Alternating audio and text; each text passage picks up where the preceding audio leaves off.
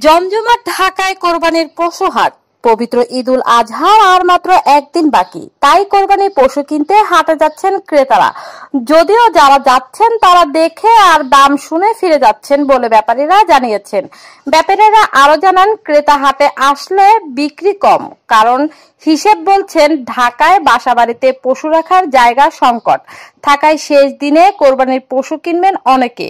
তবে যাদের পশু রাখার ব্যবস্থা আছে তারা আজকেই কিনে ফেলেছেন। ক্রেতারা বলেছেন দাম এখনো বেশি। মোটামুটি জমজমাট হয়ে উঠেছে ঢাকার পশু হাটগুলো।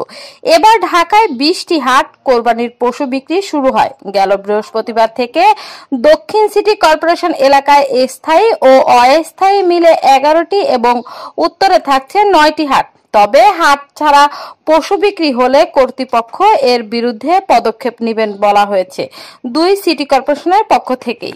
লিমা আক্তার, স্বাধীন 71।